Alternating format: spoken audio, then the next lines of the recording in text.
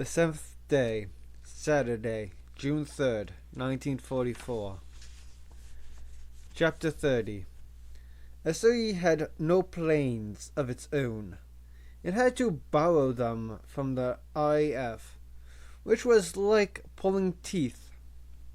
In 1941, the Air Force had reluctantly handed over two Lysanders, too slow and heavy for their intended role in battlefield support, but ideal for clandestine landings in enemy territory.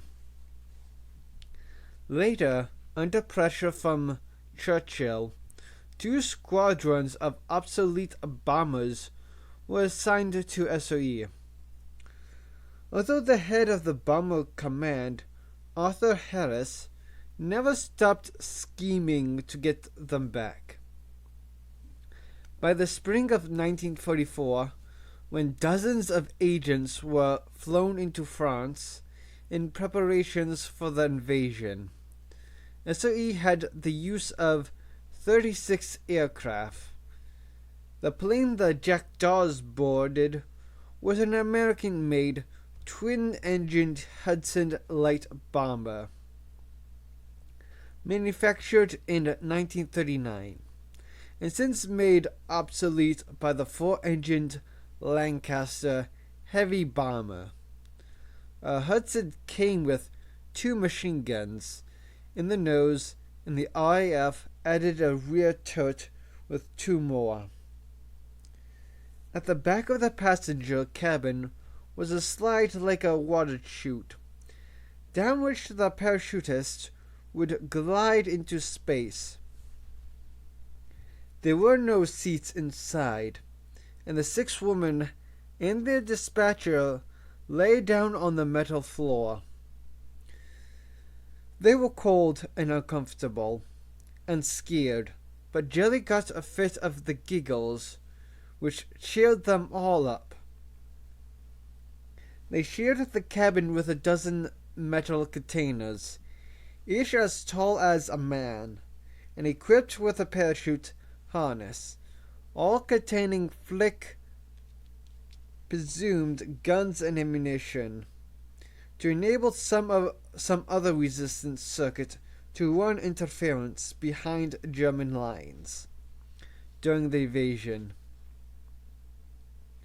After dropping the Jackdaws at Châtel, the Hudson would fly on to another destination, before turning around and heading back to Chelmsford. Takeoff had been delayed by a faulty altimeter, which had to be replaced, so it was 1 o'clock in the morning when they left the English coastline behind. Over the channel, the pilot dropped the plane to a few hundred feet above the sea, trying to hide below the level of enemy radar, and Flick silently hoped they would not be shot at by ships of the Royal Navy. But he soon climbed again to 8,000 feet to cross the fortified French coastline. He stayed high to traverse the Atlantic Wall, the heavily defended coastal strip, then descended again to 300 feet, to make navigation less difficult. The navigator was constantly busy with his maps, calculating the plane's position by dead reckoning, and trying to confirm it by landmarks. The moon was waxing and only 3 days from full, so large towns were easily visible despite the blackout. However, they generally had anti-aircraft batteries, so had to be avoided, as did army camps and military sites, for the same reasons. Rivers and lakes were the most useful terrain features, especially when the moon was reflected off the water. Forests showed as dark patches, and the unexpected absence of one was a sure sign that the flight had gone astray. The gleam of railway lines, the glow of a steam engine's fire, and the headlights of the occasional blackout braking car were all helpful. All the way, Flick brooded over the news about Brian Standish and the newcomer Shannon. The story was probably true. The Gestapo had learned about the cathedral crypt rendezvous from one of the prisoners they had taken last Sunday at the chateau, and they had set a trap, which Brian had walked into, but he had escaped with help from Mademoiselle Limes's new recruit. It was all perfectly possible. However, Flick hated plausible explanations. She felt safe only when events followed standard procedure, and no explanations were required. As they approached the Champagne region, another navigation aid came into play. It was a recent invention known as Eureka Rebecca. A radio beacon broadcast a call sign from a secret location somewhere in Reims. The crew of the Hudson did not know exactly where it was, but Flick did, for Michael had placed it in the tower of the cathedral. This was the Eureka half. On the plane was Rebecca, a radio receiver shoehorned into the cabin next to the navigator. They were about 50 miles north of Reims when the navigator picked up the signal from the Eureka in the cathedral. The intentions of the inventions was that the Eureka should be in the landing field with a reception committee, but this was impracticable. The equipment weighed more than 100 pounds. It was too bulky to be transported discreetly, and it could not be explained away to even the most gullible Gestapo officer at a checkpoint. Michael had other resistance leaders were willing to place a Eureka in a permanent position, but refused to carry them around. So the navigator had to revert to traditional methods to find Chatel. However, he was lucky in having Flick beside him, someone who had landed there on several occasions, and could recognize the place from the air. In the event, they passed about a mile to the east of the village, but Flick spotted the pond and redirected the pilot. They circled around and flew over the cow pasture at 300 feet. Flick could see the flare path, 4 weak, flickering lights in an L shape, with a light at the toe of the L flashing the prearranged code. The pilot climbed toward 600 feet, the ideal altitude for a parachute drop. Any higher, and the wind could blow the parachutists away from the dropping zone. Much lower, and the chute might not have time to open fully before the agent hit the ground. "Ready when you are," said the pilot. "I'm not ready," Flick said. "What's the matter?" "Something's wrong." Flick's instincts were sounding alarm bells. It was not just her worries about Brian Standish and Charenton. There was something else. She pointed west to the village. Look, no lights. That surprises you? There's a blackout. And it's after 3 o'clock in the morning. Flick shook her head. This is the countryside. They're careless about the blackout. And there's always someone up. A mother with a new baby. An insomniac. A student cramming for finals. I've never seen it completely dark. If you really feel there's something wrong, we should get out of here fast, the pilot said nervously. Something else was bothering her. She tried to scratch her head and found her helmet in the way. The thought evaded her. What should we do? She could hardly abort the mission just because the villagers of Chattel were obeying the blackout rules for once. The plane overflew the field and banked to turn. The pilot said anxiously, "Remember, each time we overfly increases the risk. Everyone in that village can hear our engines, and one of them might call the police."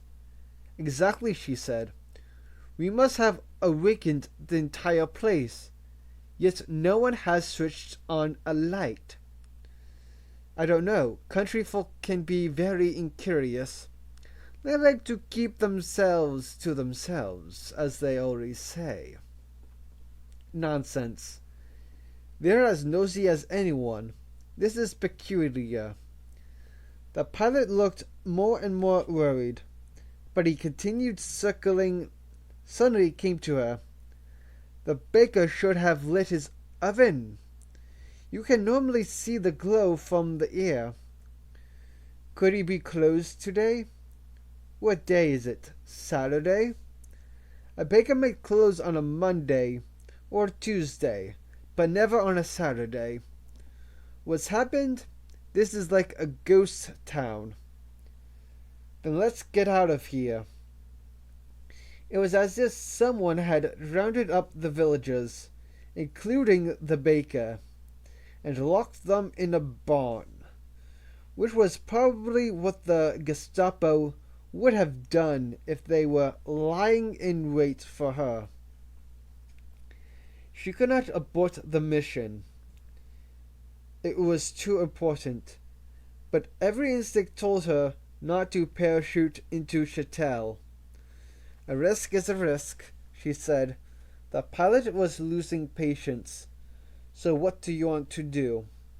Suddenly she remembered the containers of supplies in the passenger cabin. "What's your next destination?" "I'm not supposed to tell you." "Not usually, no. But now I really need to know." "It's the fields north of Chartres." That meant the vestrymen circuit. "I know them," Flick said with mounting excitement. "This could be the solution. You could drop us with the containers. There will be a reception committee waiting. They can take care of us. We could be in Paris this afternoon.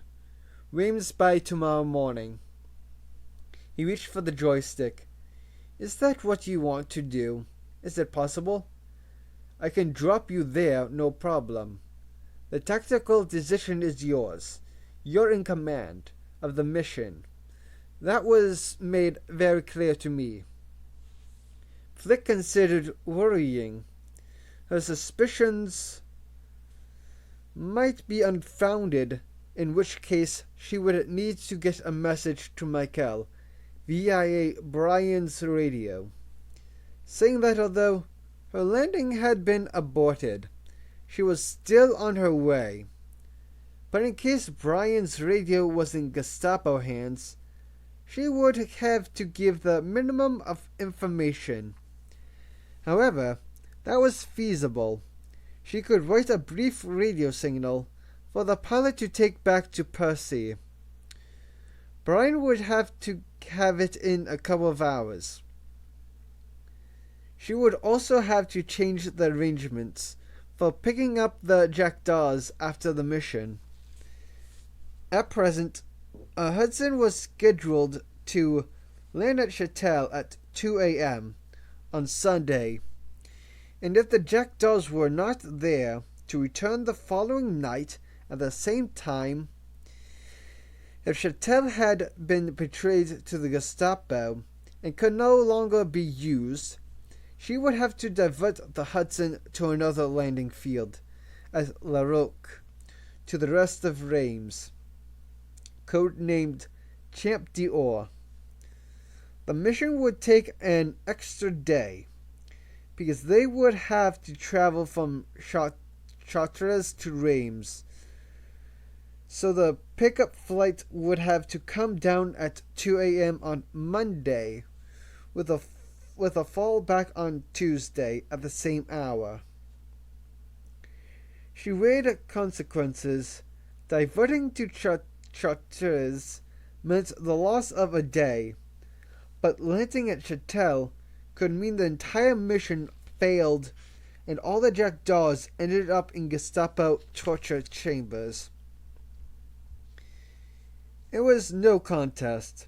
Go to Chartres, she said to the pilot. Roger, we'll go. As the aircraft banked and turned, Flick went back to the cabin. The Jackdaws all looked expectantly at her. There's been a change of plans, she said. Chapter 31. Deirdre lay beneath a hedge and watched, bewildered, while the British plane circled over the cow pasture. Why the delay? The pilot had made 2 passes over the landing site. The flare path, such as it was in place. Had the reception leader flashed the wrong code? Had the Gestapo men done something to arouse suspicion? It was maddening. Felicity Clariette was a few yards away from him. If he fired his pistol at the plane, a lucky shot might hit her. Then the plane banked, turned, and roared away to the south. Deirdre was mortified. Flick Clariette had evaded him in front of Walter Godel, Willy Reber, and 20 Gestapo men. For a moment, he buried his face in his hands. What had gone wrong? There could be a dozen reasons. As the drone of the plane's engines receded, Deirdre could hear shouts of indignation in French. The resistance seemed as perplexed as he was. His best guess was that Flick, an experienced team leader, had smelled a rat and aborted the jump. Walter Godel, lying in the dirt beside him, said, "What are you going to do now?" Deirdre considered briefly. There were 4 resistance people here. Michael the leader, still limping from his bullet wound, Helicopter, the British radio operator, a Frenchman Deirdre did not recognize, and a young woman. What should he do with them? His strategy of letting Helicopter run free had been a good one in theory, but it had now led to 2 humiliating reverses, and he did not have the nerve to continue it. He had to get something out of tonight's fiasco. He was going to have to revert to traditional methods of interrogation and hope to salvage the operation and his reputation. He brought the mouthpiece of the shortwave radio to his lips. "All units, this is Major Franck," he said softly. "Action, I repeat, action." Then he got to his feet and drew his automatic pistol. The searchlights concealed in the trees blazed into life. The four terrorists in the middle of the field were mercilessly lit up. Looking suddenly bewildered and vulnerable, Dira called out in French, "You are surrounded. Raise your hands." Beside him, Goto drew his Luger. The four Gestapo men with Data aimed their rifles at the legs of the resistance people. There was a moment of uncertainty. Would the resistance open fire? If they did, they would be mowed down. With luck, they might be only wounded, but Dira had not had much luck tonight, and if these four were killed, he would be left empty-handed. They hesitated. Dira stepped forward, moving into the light, and the four riflemen moved with him. 20 guns are aimed at you, he shouted. Do not draw your weapons. One of them started to run. Dira swore. He saw a flash of red hair in the lights. It was Helicopter. Stupid boy. Heading across the field like a charging bull. Shoot him, Dira said quietly. All four riflemen took careful aim and fired. The shots crashed out in the silent meadow. Helicopter ran another 2 paces, then fell to the ground. Dieter looked at the other 3, waiting. Slowly they raised their hands in the air. Dieter spoke into the shortwave radio. Our teams in the pasture, move in and secure the prisoners. He put away his pistol. He walked over to where Helicopter lay. The boy was still. The Gestapo rifleman had shot at his legs, but it was hard to hit a moving target in the dark, and one of them had aimed too high, putting a bullet through his neck, severing his spinal cord, or his jugular vein, or both. Dieter knelt beside him and felt for a pulse, but there was none. You weren't the cleverest agent I've ever met, but you were a brave boy, he said quietly. God rest your soul. He closed the eyes. He looked over the other 3 as they were disarmed and fettered. Michael would resist interrogation well. Dieter had seen him in action, and he had courage. His weakness was probably vanity. He was handsome and a womanizer. The way to torture him would be in front of a mirror. Break his nose, knock out his teeth, scar his cheeks, make him understand that with every minute that he continued to resist, he was getting irreversibly uglier. The other man had the air of a professional, perhaps a lawyer. A Gestapo man searched him and showed Dieter a pass that permitted Dr. Claude Boller to be out after curfew. Dieter assumed it was a forgery. But when they searched the resistance cars, they found a genuine doctor's bag, full of instruments and drugs. Under arrest, he looked pale but composed. He, too, would be a difficult subject. The girl was the most promising. She was about 19, and pretty with long dark hair and big eyes. But she had a vacant look. Her papers showed that she was Gilbert Duval. Dieter knew from his interrogation of Gaston that Gilbert was the lover of Michael and the rival of Flick. Handled correctly, She might prove easy to turn.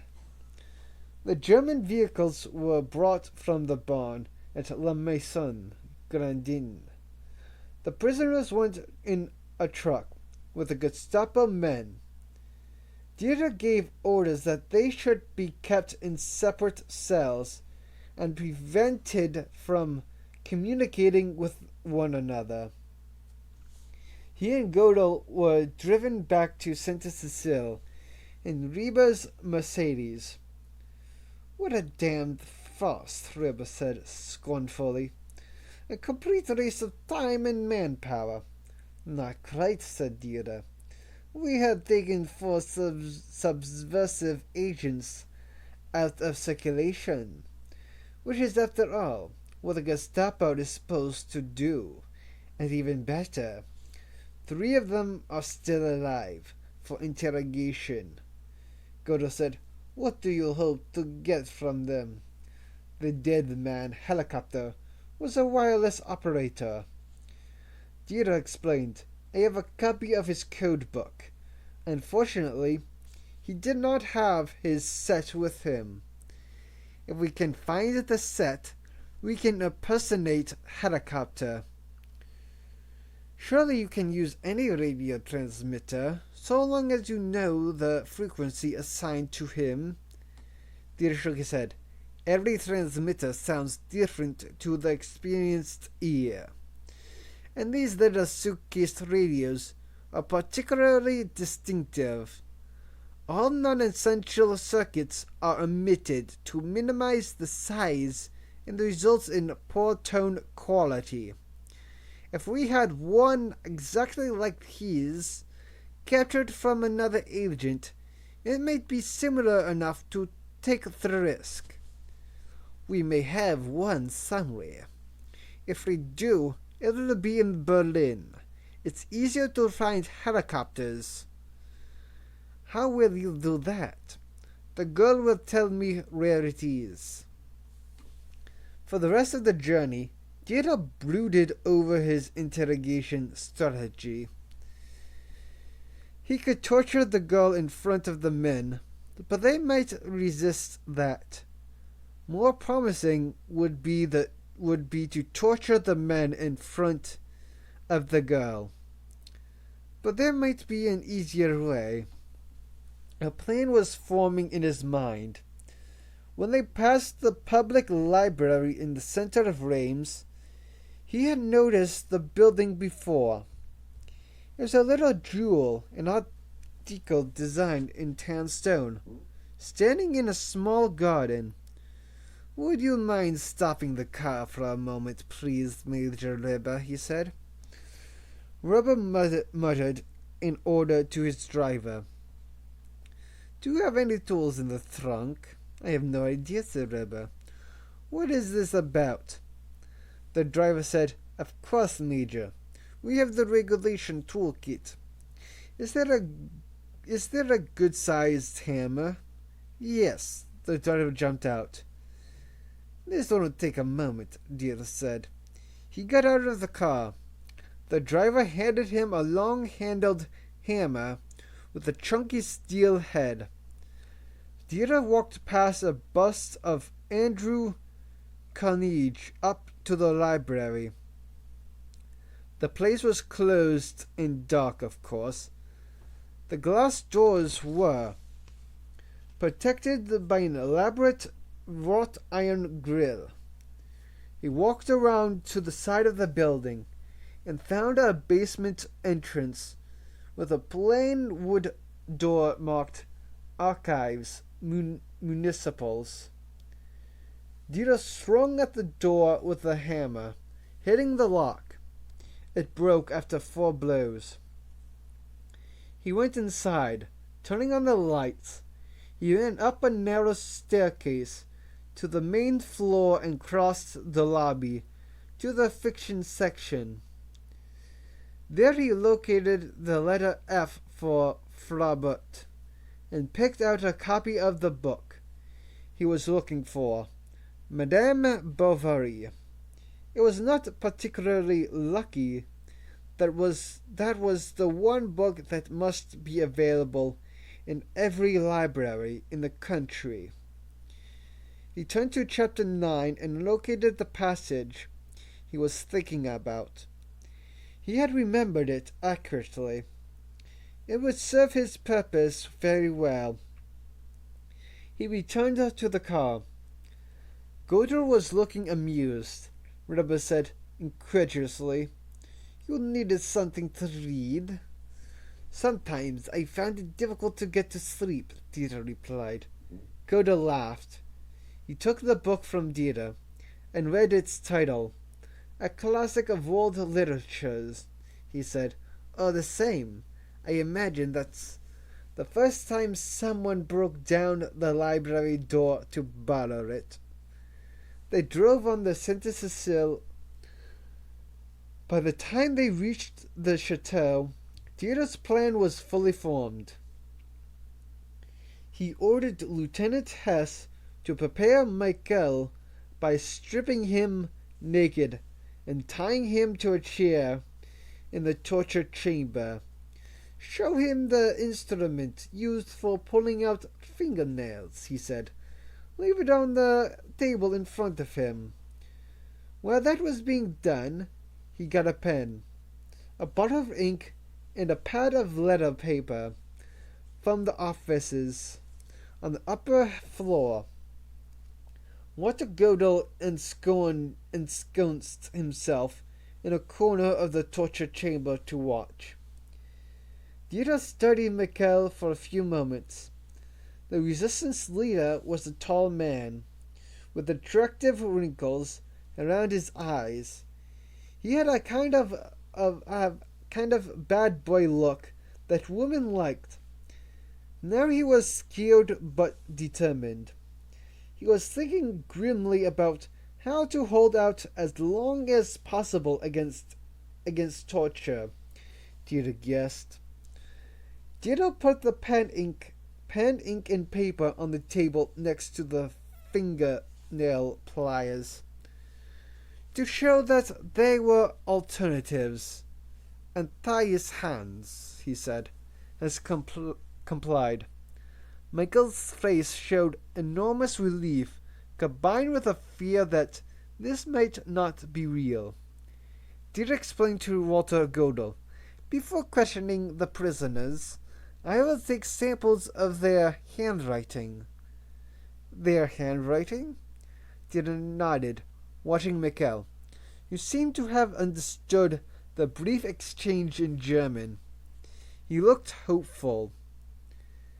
Dieter took Madame Bovary from his pocket, opened it, and put it down on the table.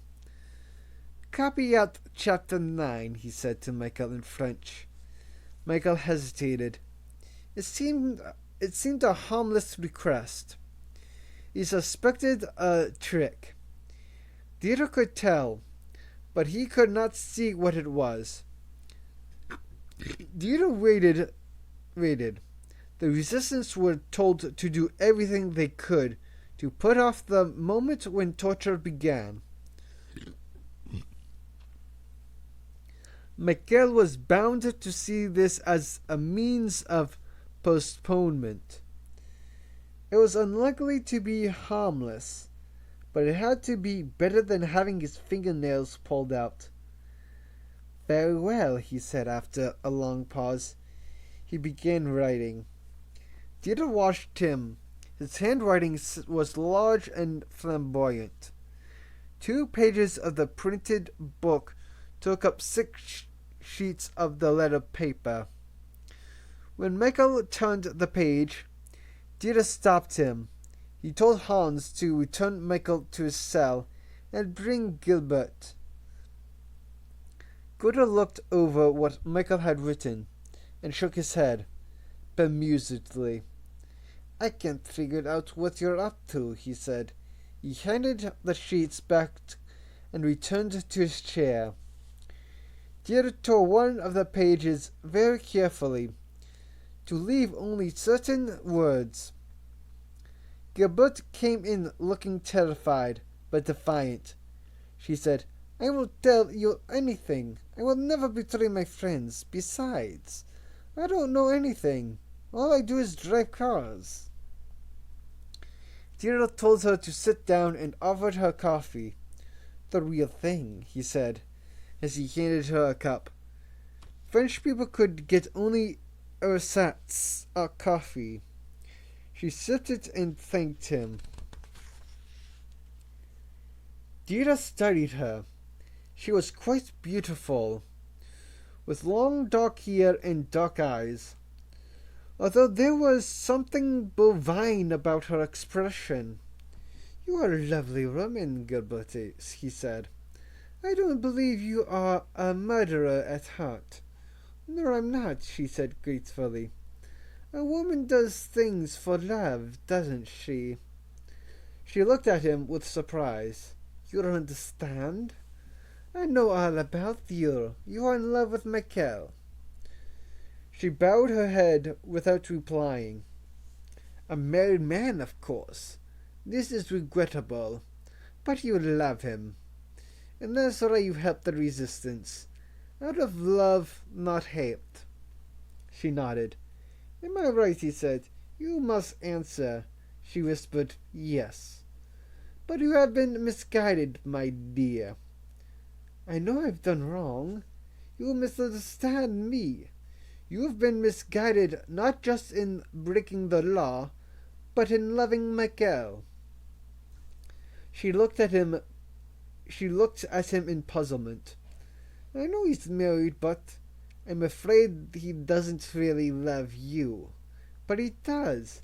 "No, he loves his wife, Felicity Clariette, known as Flick, an English woman, not chic, not very beautiful, some years older than you, but he loves her." Tear came to her eyes, and she said, "I don't believe you." "He writes to her, you know. I imagine he gets the couriers to take his messages back to England. He sends her love letters, saying how much he misses her. They're rather poetic, in an old-fashioned way. I've read them. It's not possible. He was carrying one when we arrested all of you. He tried to destroy it just now, but we managed to save a few scraps." The other took from his pocket the sheet he had torn and handed it to her. "Isn't that his handwriting?" "Yes. And is it a love letter or what?" Gilberti read it slowly, moving her lips. "I think of you constantly. The memory of you drives me to despair. Ah, forgive me. I will leave you. Farewell. I will go far away, so far that you will never hear of me again. And yet today I know not what force impels me towards you. For one doesn't struggle against heaven. One cannot resist the smile of angels. One is carried away by that which is beautiful, charming, adorable." She threw down the paper with a sob. "I'm sorry to be the one to tell you," Deirdre said gently. He took the white linen handkerchief from the breast pocket of his suit and handed it to her. She buried her face in it. It was time to turn the conversation imperceptibly toward interrogation. "I suppose Michael has been living with you since Flick left." "Longer than that," she said indignantly. "For 6 months. Every night except when she was in town." "In your house? I have an apartment. Very small. But it was enough for two. Two people who loved each other." She continued to cry. Deirdre strove to maintain a light conversational tone as he obliquely approached the topic he was really interested in. "Wasn't it difficult to have Helicopter living with you as well in a small place? He's not living there. He only came today. But you must have wondered where he was going to stay." No, Mikhail found him a place, an empty room over the old bookshop in the Rue Moliere. Walter Godel suddenly shifted in his chair. He had realized where this was heading. Dieter carefully ignored him and casually asked Gilbert, "Didn't he leave his stuff at your place when you went to Châtel to meet the plane?" "No, he took it to the room." Dieter asked the key question. "Including his little suitcase?" "Yes." "Ah," Dieter had what he wanted. Helicopter's radio set was in a room over the bookshop in the Rue Moliere. "I finished with the stupid cow," he said to Hans in German. "Turn her over to Becker." Dieter's own car, the blue Hispano Suiza, was parked in front of the chateau, with Walter Godel beside him and Hans Hess in the back seat. He drove fast through the villages to Reims and quickly found the bookshop in the Rue Moliere. They broke down the door and climbed a bare wooden staircase to the room over the shop. It was unfurnished, but for a palliasse covered with a rough blanket. On the floor beside the rough bed stood a bottle of whiskey, a bag containing toiletries, and the small suitcase. Dieter opened it to show Godel the radio. "With this," Dieter said triumphantly, "I can become helicopter." On the way back to Saint-Cécile, they discussed what message to send. First, Helicopter would want to know why the parachutists did not drop, Dieter said. So he would ask, "What happened? Did you agree?" "And he would be angry," Godel said. "So he will say, 'What the blazes happened?'" Perhaps. Godel shook his head. "I studied in England before the war. That phrase, 'what the blazes,' is too polite. It's a coy euphemism for 'what the hell.' A young man in the military would never use it." "Maybe he should say, 'what the fuck,' instead." "Too coarse," Godel objected. He knows the message may be decoded by a female." "Your English is better than mine," mused Schulz. "I think he would say, 'What the devil happened?' It expresses his anger, and it's a masculine curse. That would not offend most women." "Okay. Then he wants to know what he should do next.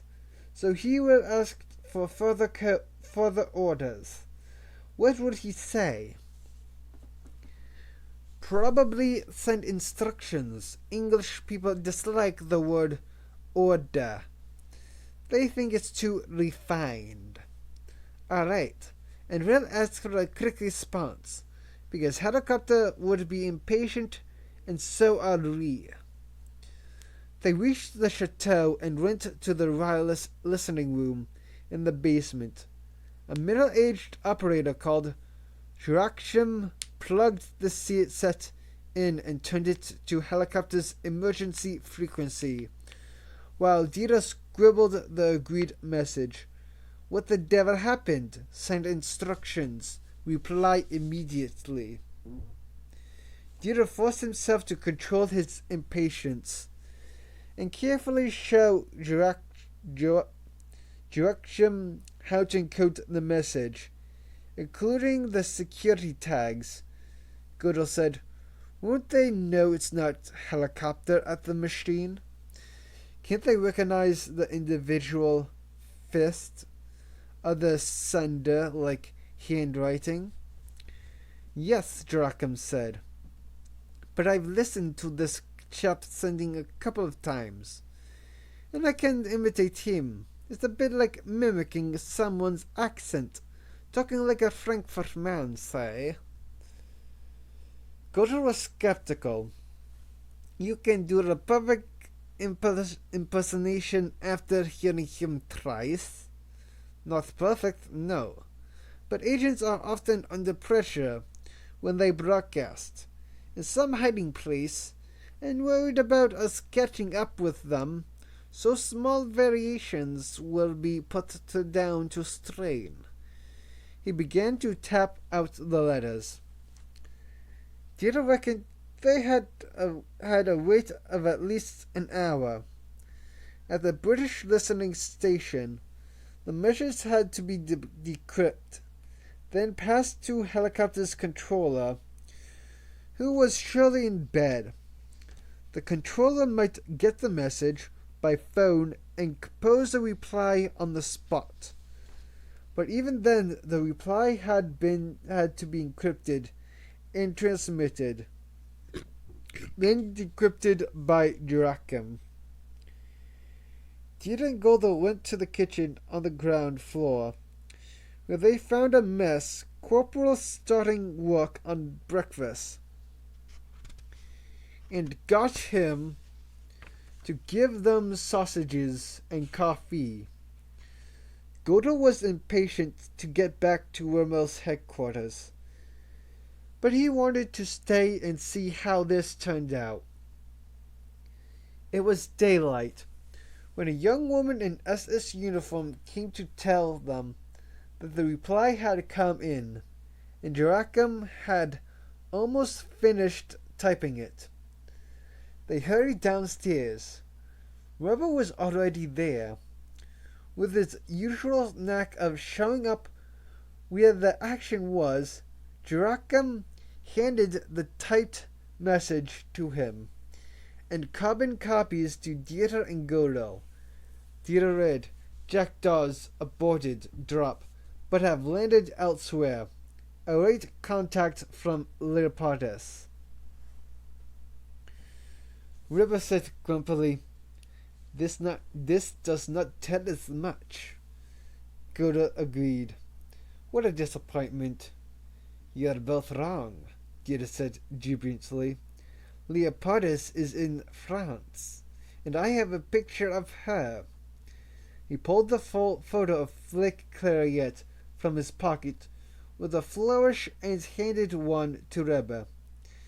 "Get the printer out of bed and have 1,000 copies made. I want to see that picture all over Reims within the next 12 hours. Hans, get my car filled up with petrol." "Where are you going?" said Golda. "To Paris with the other photograph, to do the same thing there. I've got her now." Chapter 32. The parachute drop went smoothly. The containers were pushed out first, so that there was no possibility of one landing on the head of a parachutist. Then the Jackdaws took turns to sitting on the top of the slide, and when tapped on the shoulder by the dispatcher, slithering down the chute and out into space. Flick went last. As she fell, the Hudson turned north and disappeared into the night. She wished the crew luck. It was almost dawn. Because of the night's delay, they would have to fly the last part of their journey in dangerous daylight. Flick landed perfectly with her knees bent and her arms tucked into her sides. As she fell to the ground, she lay still for a moment. French soil, she thought with a shiver of fear. Enemy territory. Now she was a criminal, a terrorist, a spy. If she was caught, she would be executed. She put the thought out of her mind and stood up. A few yards away, a donkey stared at her in the moonlight, then bent its head to graze. She could see 3 containers nearby.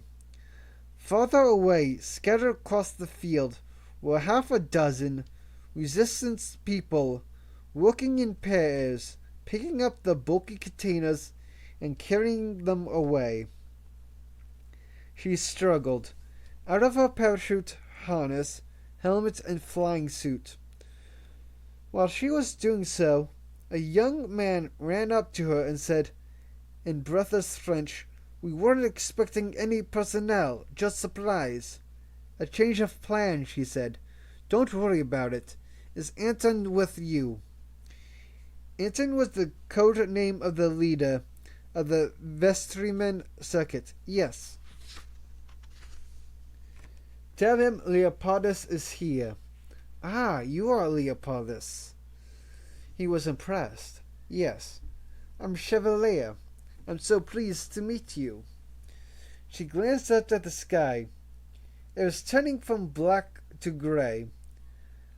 "Find Anton as quickly as you can, please. Chevalier, tell him. We have 6 people who need transport. There's no time to spare." "Very good." He hurried away. She folded her parachute into a neat bundle, then set out to find the other jackdaws. Greta had landed in a tree and had bruised herself, crushing through the upper branches, but had come to rest without serious injury. It had been able to slip out of her harness and climb down to the ground. The others had all come down safely on the grass. "I'm very proud of myself," said Jelly, "but I wouldn't do it again for £1,000,000. Flick noted that the resistance people were carrying the containers to the southern end of the field, and she took the jackdaws in that direction. There she found a builder's van, a horse and cart, and an old Lincoln limousine, with the hood removed, and some kind of steam motor powering it. She was not surprised. Gas was available only for essential business, and French people tried all kinds of ingenious ways to run their cars. The resistance men had loaded the cart with containers and were now hiding them under empty vegetable boxes. More containers were going into the back of the builder's van. Directing the operation was Anton, a thin man of 40 in a greasy cap and a short blue workman's jacket with a yellow French cigarette stuck to his lip. He stared in astonishment. 6 women, he said. It is the sewing circle. Jokes about women were best ignored, Flick had found. She spoke solemnly to him. "This is the most important operation I've ever run, and I need your help, of course. We have to catch a train to Paris. I can get you to Chartres, he glanced at the sky, calculating the time until daylight, then pointed across the field to a farmhouse, dimly visible. "You can hide in a barn for now. When we have disposed of these containers, we'll come back for you." Not good enough," Flick said firmly. "We have to get going. The first train to Paris leaves at 10. I can get you there by then." "Nonsense. No one knows when the trains will run." It was true. The combination of Allied bombing, resistance sabotage, and deliberate mistakes by anti-Nazis railway workers had wrecked all the schedules, and the only thing to do was go to the station and wait until a train came. But it was best to get there early. "Put the containers in the barn and take us now." "Impossible," he said. "I have to stash the supplies before daylight." The men stopped work to listen to the argument. Flick sighed. The guns and ammunition in the containers were the most important thing in the world to Anton. They were the source of his power and prestige. She said, "This is more important, believe me. I'm sorry." "Anton, listen to me. If you don't do this for me, I promise you, you will never again receive a single container from England. You know I can do this, don't you?" There was a pause. Anton did not want to back down in front of his men. However, if the supply of arms dried up, the men would go elsewhere. This was the only leverage British officers had over the French resistance. But it worked. He glared at her. Slowly he removed the stub of the cigarette from his mouth, pinched out the end, and threw it away. "Very well," he said. "Get in the van." The woman had helped unload the containers, then clambered in. The floor was filthy, with cement, dust, mud, and oil. But they found some scraps of sacking, and used them to keep the worst of the dirt off their clothes. As they sat on the floor, Anton closed the door on them. Chevalier got into the driving seat. "So, ladies," he said in English, "off we go." Flick replied coldly in French, "No jokes, please, and no English."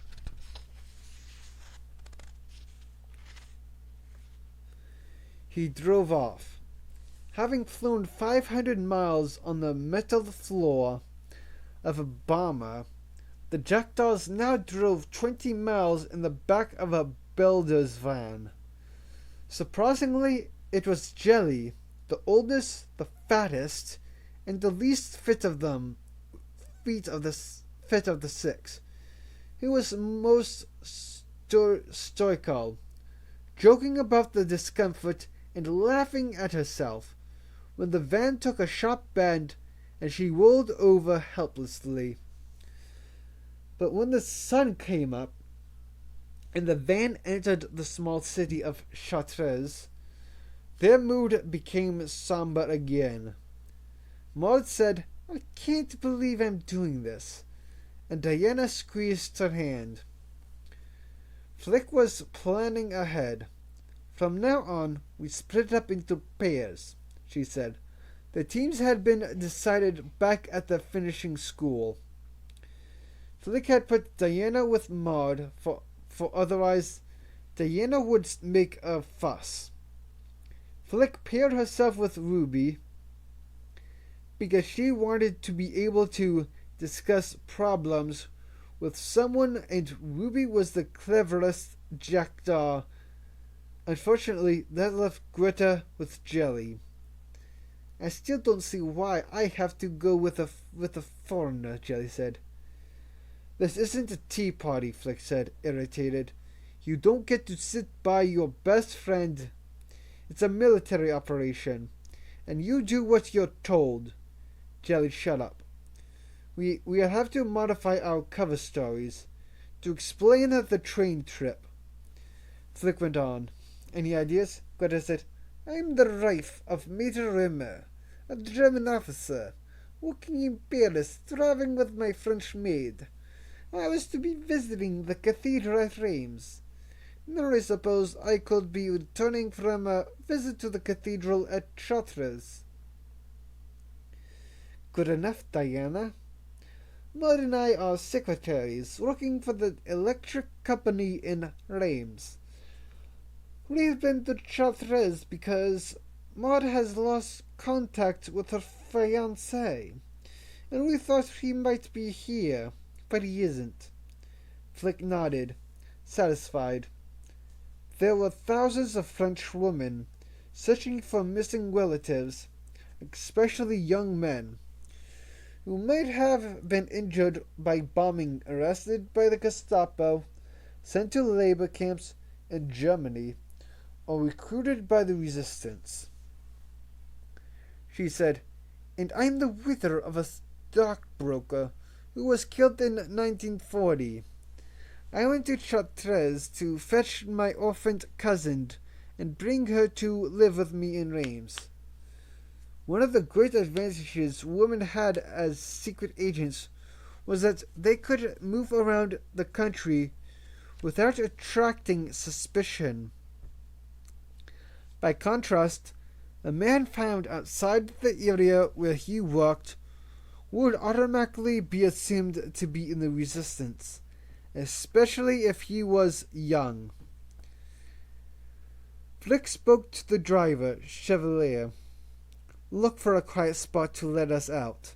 The sight of 6 respectably dressed women getting out of the back of a builder's van would be somewhat remarkable, even in occupied France, where people used any means of transport they could get.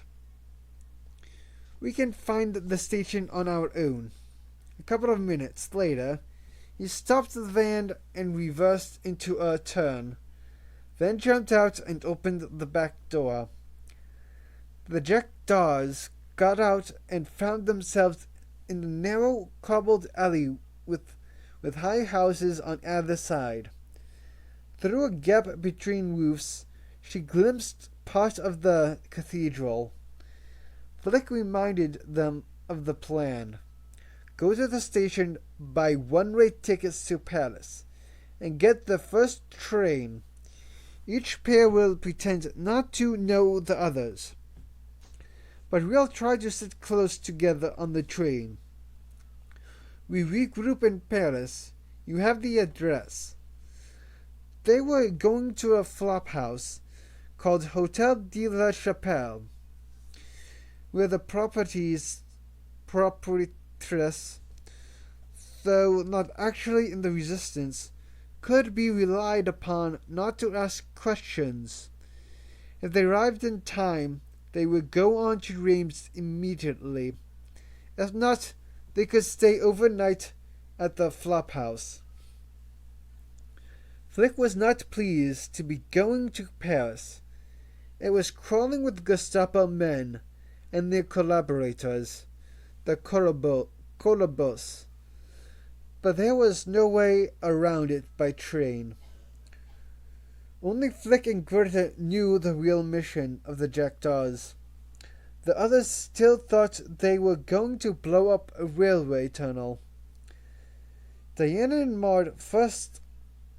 Off you go, quick, jelling Greta next, more slowly. They went off looking scared.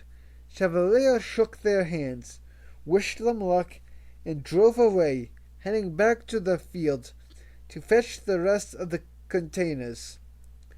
Flick and Ruby walked out of the alley.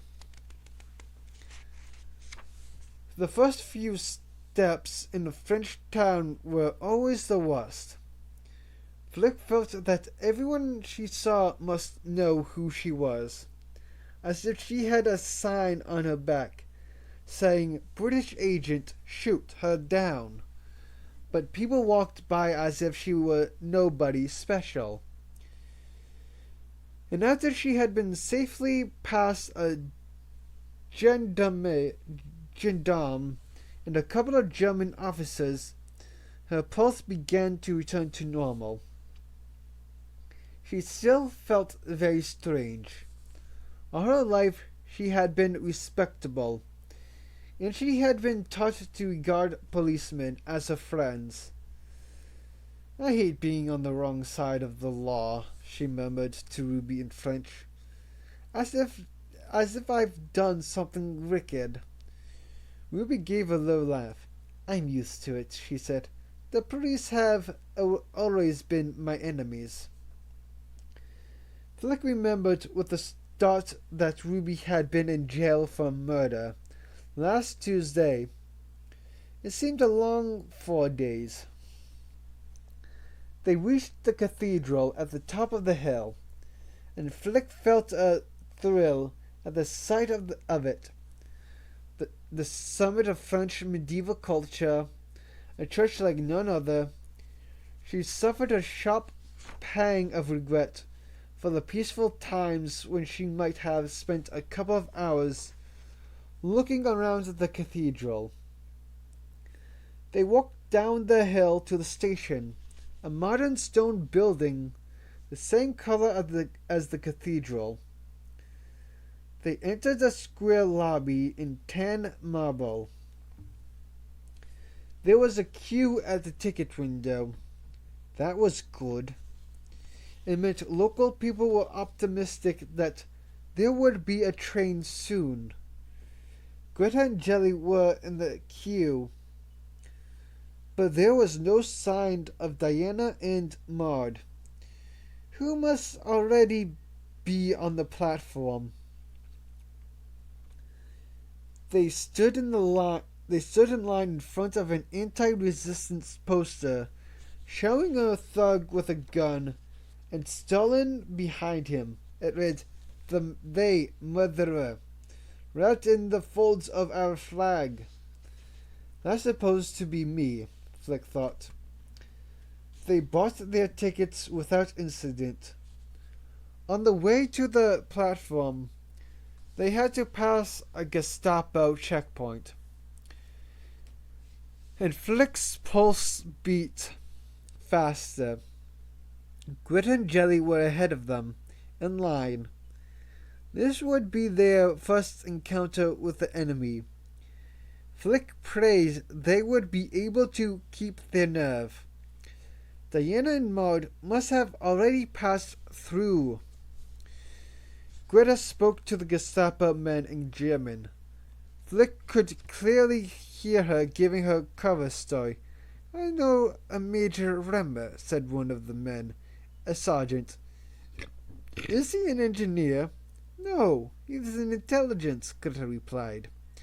She seemed remarkably calm, and Flick reflected that pretending to be something she was not must be second nature to her. "You must like cathedrals," he said conversationally. "There's nothing else to see in this dump." "Yes." He turned to Jelly's papers and began to speak French. "You'll travel everywhere with Frau Remmer?" "Yes, she is very kind to me," Jelly replied. Flick heard the tremor in her voice and knew that she was terrified. The sergeant said, "Did you see the bishop's palace? That's quite a sight." Greta replied in French, "We did. Very impressive." The sergeant was looking at Jelly, waiting for a response. She looked dumbstruck for a moment. Then she said, "The bishop's wife was very gracious." Flick's heart sank into her boots. Jelly could speak perfect French, but she knew nothing about any foreign country. She did not realize that it was only in the Church of England that bishops could have wives. France was Catholic, and priests were celibate. Jelly had given herself away at the first check. What would happen now? Flick's stun gun, with a skeleton butt and the silencer, was in her suitcase, disassembled into 3 parts. But she had her personal Browning automatic in the worn leather shoulder bag she carried. Now she discreetly unzipped the bag for a crick across to her gun, and she saw Ruby put her right hand in her raincoat pocket, where her pistol was. "Rife," the sergeant said to Jelly. "What rife?" Jelly just looked nonplussed. "You're French," he said. "Of course." Greta stepped in quickly. "Not his wife, his housekeeper. She said in French it was a plausible explanation, and that language of a wife was une femme, and a housekeeper was une femme de ménage." Jelly realized she had made a mistake, and said, "Yes, of course. His housekeeper, I meant to say." Flick held her breath. The sergeant hesitated for a moment longer, then shrugged and handed back their papers. "I hope you won't have to wait too long for a train," he said, reverting to German. Greta and Jelly walked on, and Flick allowed herself to breathe again. When she and Ruby got to the head of the line, they were about to hand over their papers when two uniformed French gendarmes jumped the queue. They paused at the checkpoint and gave the Germans a sketchy salute, but did not offer their papers. The sergeant nodded and said, "Go ahead." If I were running security here, Flick thought, I'd tighten up on that point. Anyone could pretend to be a cop, but the Germans were overly differential to people in uniform.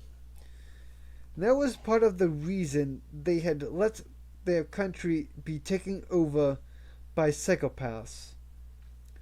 Then it was her turn to tell her story to the Gestapo.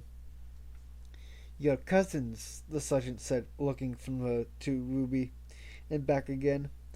"Not much resemblance, is there?" Flick said, with a cheerful air. She did not feel there was none at all. Flick had blonde hair, green eyes, and fair skin, whereas Ruby had dark hair and black eyes. "She looks like a gypsy's," he said rudely. Flick pretended to be indignant. "Well, she's not.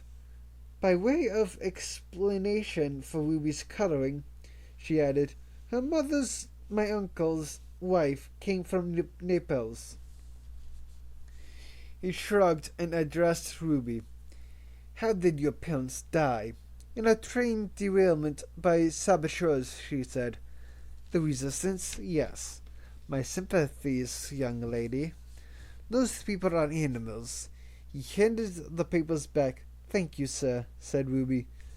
Flick just nodded. They walked on. It had not been an easy checkpoint. I hope they're not all like that. Flick thought, my heart won't stand it.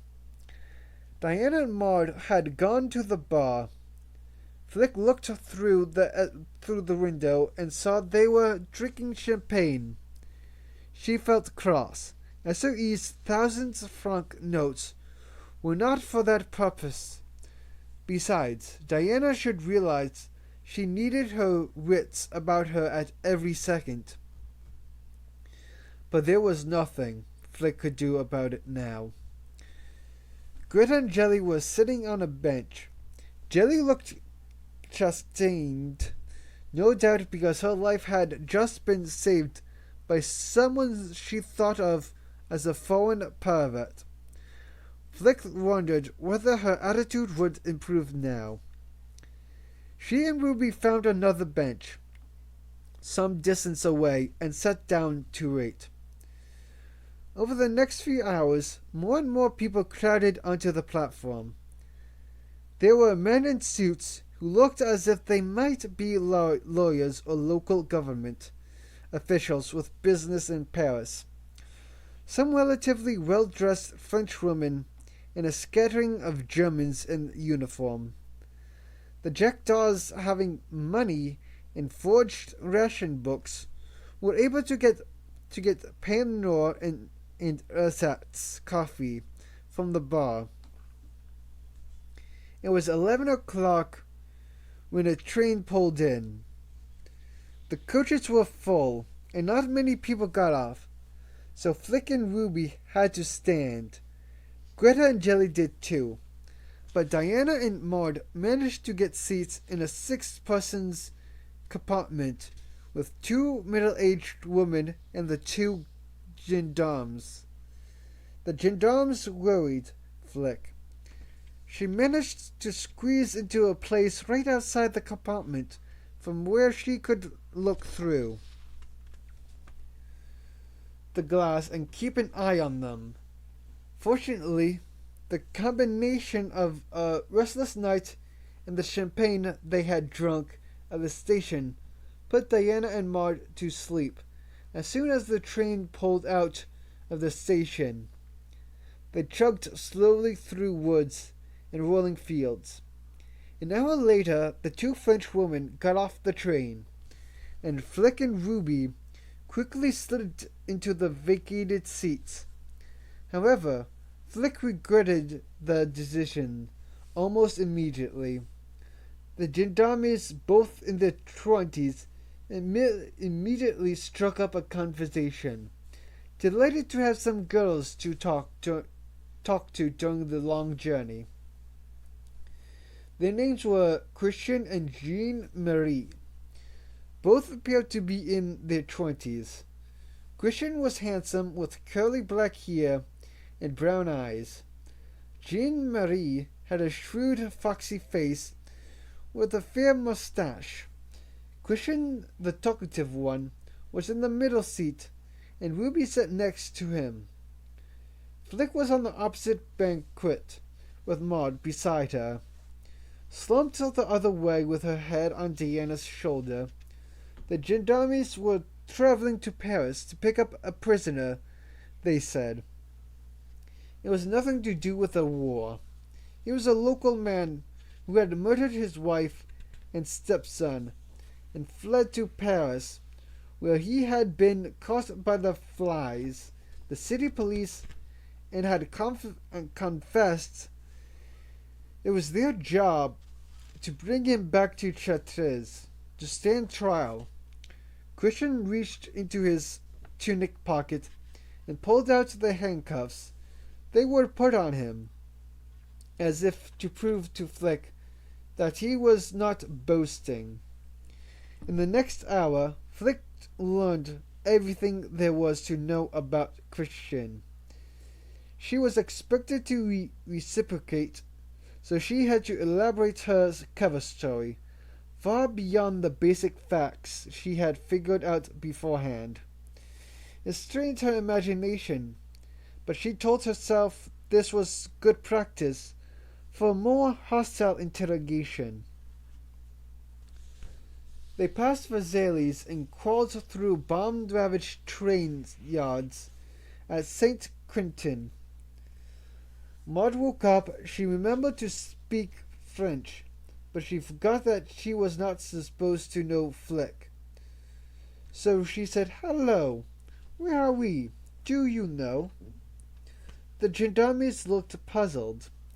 Flick had told them she and Ruby had no connection with the two sleeping girls. Yet Maud had addressed Flick like a friend. Flick kept her nerve. Smiling, she said, "You don't know me. I think you have mistaken me for your friend on the other side. You're still half asleep." Maud gave her a "don't be so stupid" frown, then caught the eye of Christian. In a pantomime of comprehension, she registered surprise, put her hand over her mouth in horror, then said unconvincingly, "Of course, you're quite right. Excuse me." Christian was not a suspicious man, however, and he smiled at Maud and said, "You've been asleep for 2 hours. We're on the outskirts of Paris, but as you can see, the train is not moving." Maud gave him the benefit of her most dazzling smile. "When do you think we will arrive?" "There, mademoiselle, you ask too much of me. I am merely a human. Only God can tell the future."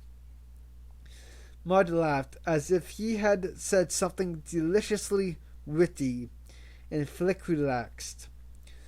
Then Diana woke up and said loudly in English, "Good God, my head hurts. What bloody time is it?" A moment later she saw the gendarmes and realized instantly what she had done. But it was too late. "She spoke English," said Christian.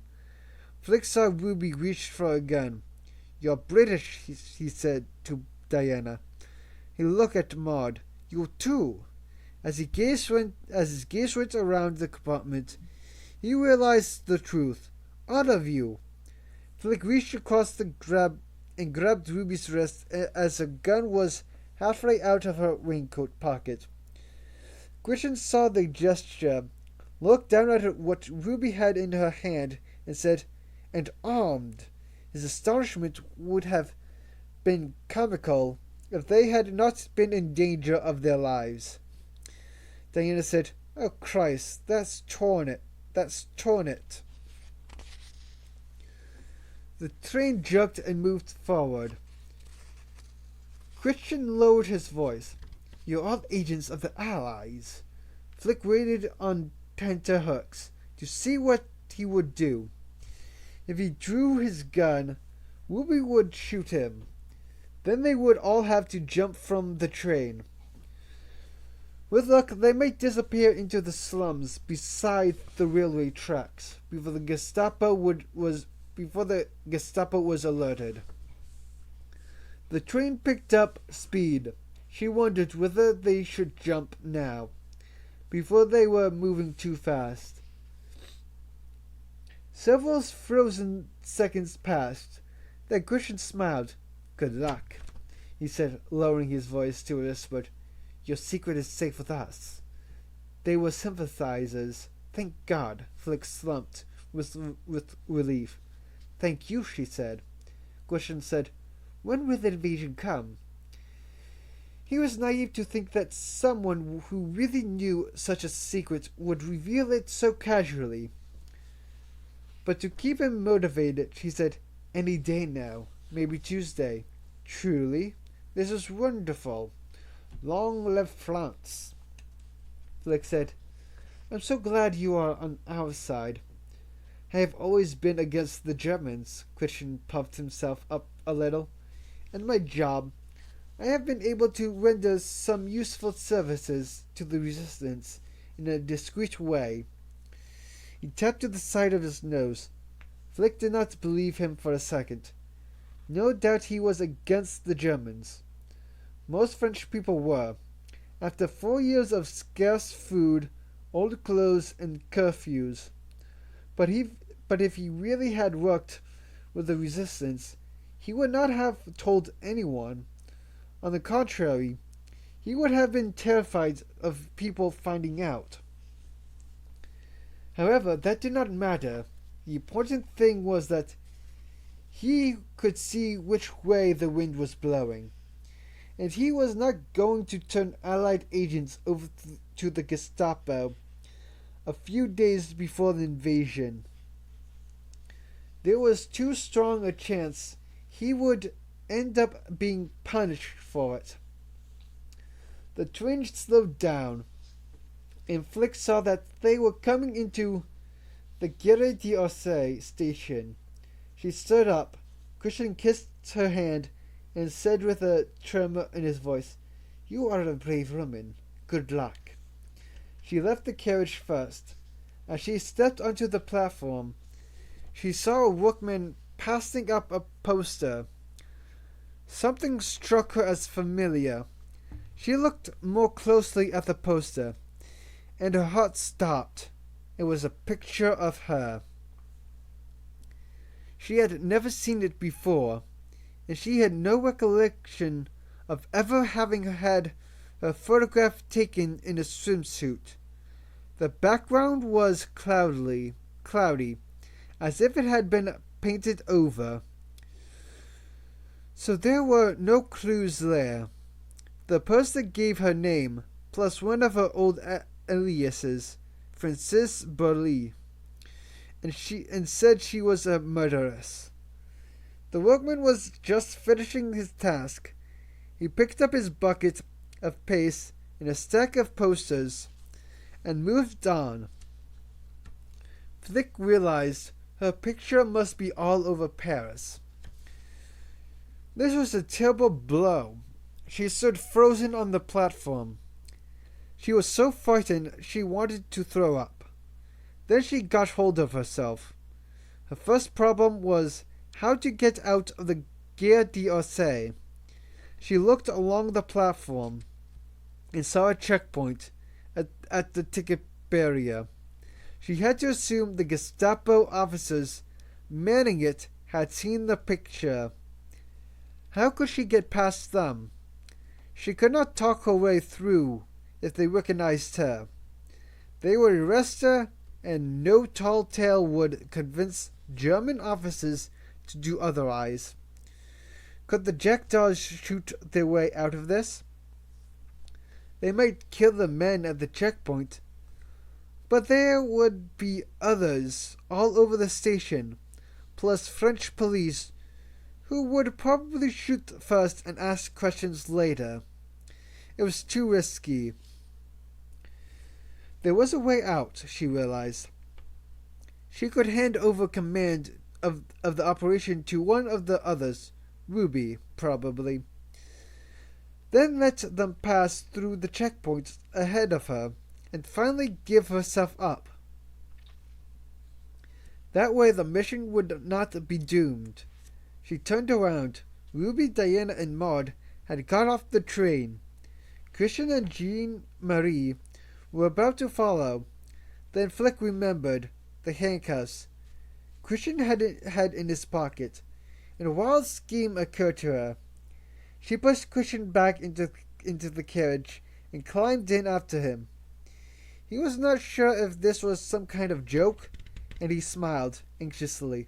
"What's the matter?" "Look," she said. "There's a poster of me on the wall." Both the gendarmes looked out. Christian turned pale. Jean-Marie said, "My God, you really are spies." "You have to save me," she said. Christian said, "How can we? The Gestapo." "I must get through the checkpoint." "But they will arrest you." Not if I've already been arrested." "What do you mean?" "Put the handcuffs on me. Pretend you have captured me. March me through the checkpoint. If they stop you, say you're taking me to 84 Avenue Foch." It was the address of Gestapo headquarters. "What then?" Commandeer a taxi. Get in with me. Then once we are clear of the station, take the cuffs off and let me out in a quiet street and continue on your real destination." Christian looked terrified. Flick could tell that he wanted with all of his heart to back out, but he hardly could after his big talk about the resistance. Jean-Marie was calmer. "It will work," he said. "They won't be suspicious of police officers in uniform." Ruby climbed back into the carriage. "Flick," she said, "that poster." "I know. The gendarmes are going to march me through the checkpoint in handcuffs and release me later. If things goes wrong, you're in charge of the mission." She switched to English. "Forget the railway tunnel. That's a cover story. The real target is the telephone exchange at Sainte Cecile. But don't tell the others until the last minute.